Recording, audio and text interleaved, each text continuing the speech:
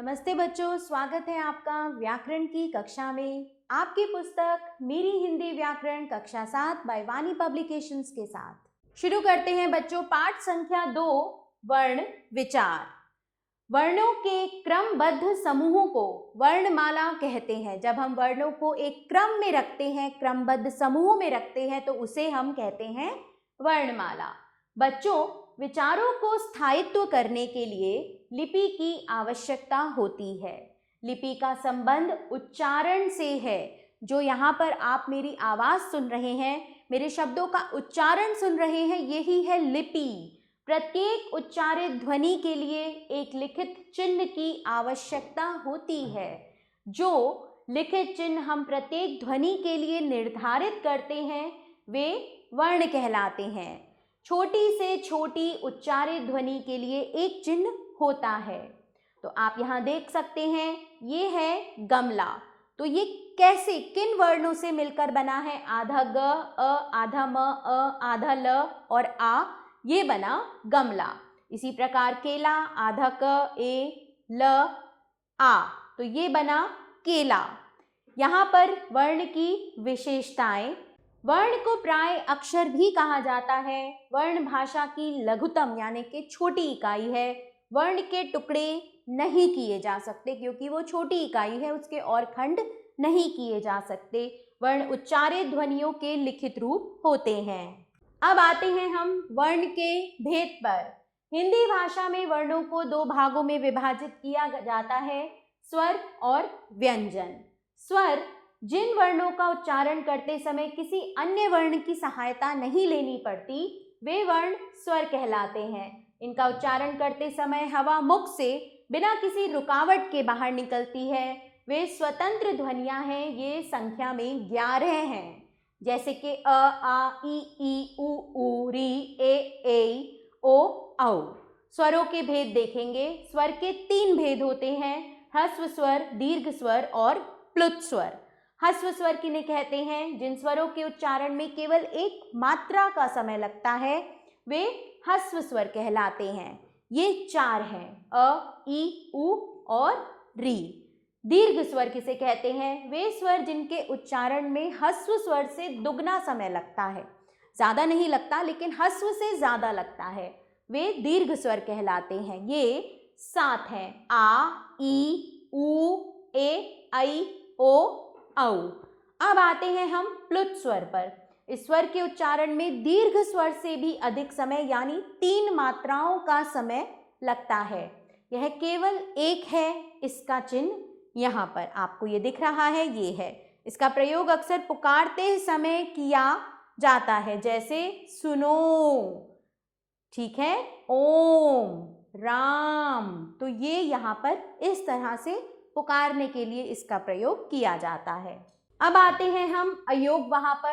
अंग, अह, अयोगवाह कहलाते हैं। वर्णमाला में इनका स्थान स्वरों के बाद और व्यंजनों से पहले होता है। अंग को अनुस्वार तथा अह को विसर्ग कहा जाता है।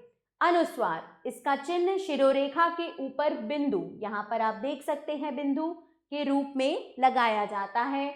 इसका उच्चारण करते समय हवा नाक से बाहर निकलती है, जैसे गंगा, भंग, संग, पंख, हंस आदि। तो हवा कहाँ से निकलती है? नाक से। इसका प्रयोग पंचमाक्षर के स्थान पर किया जाता है, पंचम वर्ण, ठीक है, जैसे ण, त्र, ण, न तथा म है, जैसे कंघा, चंपक आदि। अब आते हैं हम अनुनासिक पर। इसका चिन्ह शिरोरेखा के ऊपर चंद्र बिंदु, यहाँ आपको दिख रहा है, ये इस तरह से चंद्र बिंदु के रूप में लगाया जाता है। इसका उच्चारण करते समय हवा नाक और मुख से समान दबाव के साथ बाहर निकलती है, जैसे आँख, कांच, चांद, सांप आदि।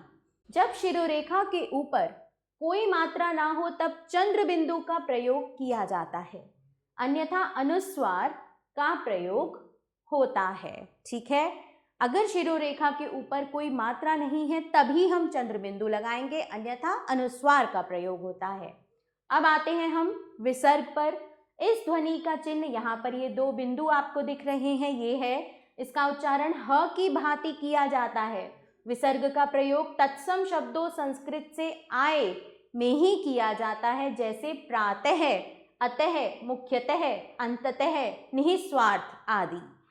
आगत ध्वनि, आ यानी अर्धचंद्र अंग्रेजी भाषा के शब्दों को लिखते समय प्रयोग किया जाता है, जैसे doctor, copy, toffee, ball, hall आदि। व्यंजन, अब आते हैं व्यंजनों पर। जिन वर्णों का उच्चारण करते समय स्वर की सहायता ली जाती है। देखिए बच्चों, जब हम व्यंजनों का उच्चारण करते हैं तो हमेशा हमें उनके उच्चारण में स्वरों की सहायता लेनी पड़ती है। आपको ज्ञात होगा, जैसे आपने बोला क, तो आप देख रहे हैं बाद में अ की ध्वनि आ रही है और अ है स्वर। तो व्यंजनों के उच्चारण में हम स्वरों की सहायता लेते हैं, उन्हें व्यंजन कहते हैं। इनका उच्चारण करते समय वायु मुख के अलग अलग स्थानों को छूकर बाहर निकलती है, ये स्वतंत्र नहीं होते। हिंदी भाषा में इनकी संख्या 33 है। ये रहे सारे व्यंजन, आप पढ़ सकते हैं इन्हें। क ख ग घ ण च छ ज झ ण ट ठ ड ढ ण त थ द ध न प फ ब भ म य र ल व श श स ह। अब यहाँ पर कुछ विशेष टिप्पणी है, इसे देखेंगे। ऊपर लिखे सभी व्यंजनों में अ मिला हुआ है, क्योंकि मैंने आपको बताया कि व्यंजनों को हम स्वरों की सहायता के बिना नहीं बोल सकते। अरहित व्यंजन लिखने के लिए व्यंजन के नीचे हलंत इस तरह से लगाया जाता है, जैसे क ख ग घ। अब आप देख रहे हैं इनके नीचे यहाँ हलंत लगा हुआ है, तो ये है आधा क, आधा ख, आधा ग और आधा घ। अब आते हैं ड़ और तथा ढ़ ध्वनियों का प्रयोग हिंदी में ही होता है, संस्कृत में इनका प्रयोग नहीं होता। इनका प्रयोग शब्द के बीच में या अंत में होता है, कभी भी किसी शब्द का आरंभ ड़ और ढ़ से नहीं होता। र का प्रयोग मात्राओं के रूप में भी होता है, जैसे र मूल रूप, यहाँ पर रेफ की मात्रा है स्वर रहित, इस तरह से आप करेंगे तो ये भी है पदेन की मात्रा। स्वर रहित नीचे के गोल व्यंजनों के साथ, जैसे रमन, धर्म, यहाँ देखिए रेफ है, यहाँ पदेन है और यहाँ पर गोल व्यंजनों के नीचे इस प्रकार से र की मात्रा लगाई जाती है। बड़े ऊ, छोटे ऊ की मात्राएं र के बीच में लगाई जाती हैं, इस तरह से आप लगाएंगे। यहाँ ऐसे घुमा देंगे तो ये छोटे ऊ, और यहाँ पर इस तरह से आप मात्रा लगाएंगे तो ये है बड़ा ऊ। तो ये है बिना घुमाए और ये है घुमाकर। जब हम व्यंजनों का उच्चारण करते हैं, उन्हें बोलते हैं, तब बाद में अ की ध्वनि सुनाई देती है, यानी सभी व्यंजनों में अ मिला हुआ होता है, परंतु शब्द में व्यंजन के साथ स्वर की जिस मात्रा का प्रयोग किया जाता है उसी की ध्वनि सुनाई देती है। जैसे क बराबर क प्लस अ, काम। तो यहाँ पर कैसे हम इसको वर्ण विच्छेद करेंगे, आधा क, फिर आ की मात्रा, फिर आधा म और अ की ध्वनि म में है ही, काम। तो यहाँ पर अ की ध्वनि आ रही है। यदि शब्द में वर्णों का उच्चारण शुद्ध ना हो तो वर्तनी में भी अशुद्धियां हो जाती हैं, जैसे अशुद्ध प्रश्न और शुद्ध है प्रश्न, सवसत और शुद्ध है स्वस्थ। व्यंजन के भेद, व्यंजन के 3 भेद होते हैं, स्पर्श व्यंजन और अंतःस्थ व्यंजन। सबसे पहले है स्पर्श व्यंजन। जिन व्यंजनों का उच्चारण करते समय वायु कंठ, तालु, मूर्धा या ओठों का स्पर्श करके बाहर आती है उन्हें स्पर्श व्यंजन कहते हैं। तो वायु इसमें कंठ, तालु, मूर्धा और ओठों का स्पर्श करके बाहर आती है। अब इसे हमने 5 वर्गों में बांटा है, कवर्ग, चवर्ग, टवर्ग, तवर्ग और पवर्ग। तो बच्चों इसी के अनुसार आप इसका अध्ययन करेंगे। प्रत्येक पंक्ति में प्रथम वर्ण के नाम के आधार पर उस वर्ग के अन्य व्यंजनों को जाना जाता है। जैसे यहाँ है क तो कवर्ग, च चवर्ग, ट टवर्ग, त तवर्ग और प पवर्ग। अब आते हैं हम अंतःस्थ व्यंजन पर। इन व्यंजनों का उच्चारण स्वरों और व्यंजनों के मध्य होता है, उनके बीच में होता है, इसलिए इन्हें अंतःस्थ व्यंजन कहा जाता है। इनका उच्चारण करते समय वायु मुख के आंतरिक अंगों को कम स्पर्श करती है और उसकी गति भीतर की ओर होती है। अंतःस्थ व्यंजन 4 हैं, य, र, ल, व। फिर आते हैं हम ऊष्म व्यंजन पर। इन वर्णों का उच्चारण करते समय श्वास गति से मुख से रगड़ खाती हुई बाहर निकलती है, जिससे गर्मी उत्पन्न होती है, इसलिए ये ऊष्म व्यंजन कहलाते हैं। ये भी संख्या में 4 हैं, श, श, स, ह। उच्चारण स्थान के आधार पर व्यंजनों का वर्गीकरण। उच्चारण के आधार पर हमने इन्हें बांटा है। व्यंजनों का उच्चारण करते समय वायु मुख के अलग अलग भागों से टकराती है। उच्चारण के अंगों के आधार पर व्यंजनों का वर्गीकरण इस प्रकार है। वर्ण अ, आ, क, ख, ग, घ, ण, ह और विसर्ग, इसका उच्चारण स्थान कंठ है, तो वर्ग का नाम है कंठ्य। इ, ई, च, छ, ज, झ, य, श, इसका उच्चारण स्थान तालु है, तो वर्ग का नाम है तालव्य। तो इसी प्रकार बच्चों अब आप इस पूर्ण तालिका का अध्ययन स्वयं करेंगे। श्वास, प्राण वायु की मात्रा के आधार पर वर्ण भेद। श्वास मात्रा के आधार पर वर्णों के 2 भेद किए जाते हैं, अल्प प्राण और महाप्राण। अल्प प्राण, जिन वर्णों के उच्चारण में मुख से श्वास वायु की मात्रा कम निकलती है, उन्हें अल्प प्राण कहते हैं। ये इस प्रकार है, ये देखिए, ये सभी जो हैं वर्ण, ये अल्प प्राण वर्ण के वर्ग में आते हैं। आप इनका अध्ययन करेंगे। फिर आते हैं हम महाप्राण पे, जिन वर्णों के उच्चारण में मुख से निकलने वाली श्वास वायु की मात्रा अधिक होती है, उन्हें महाप्राण कहते हैं। ये इस प्रकार है, आप देख सकते हैं। अब हम आते हैं संयुक्त व्यंजन पर। जो व्यंजन 2 व्यंजनों के मेल से बनते हैं, उन्हें संयुक्त व्यंजन कहते हैं। ये 4 हैं, क्ष, त्र, ज्ञ और श्र। इनकी रचना समझिए।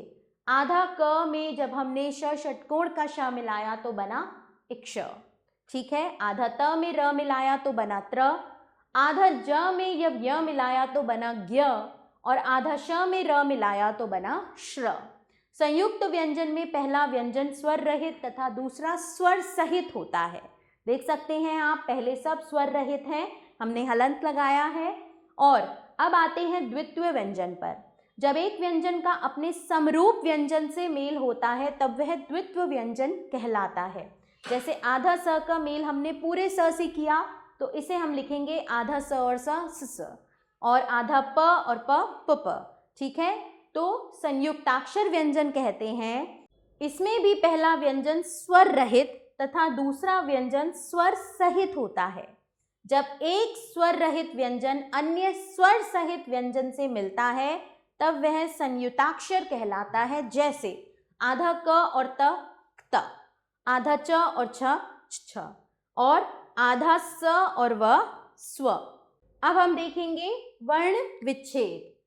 हिंदी भाषा के समुचित ज्ञान के लिए वर्ण विच्छेद को समझना नितांत आवश्यक है। वर्ण विच्छेद के ज्ञान से वर्तनी की अशुद्धियों से बचा जा सकता है। इसके अतिरिक्त उच्चारण तथा वर्ण संयोग को समझने में भी सहायता मिलती है। इतना ही नहीं, वर्ण विच्छेद का ज्ञान हिंदी शब्दकोश में भी सहायक होता है।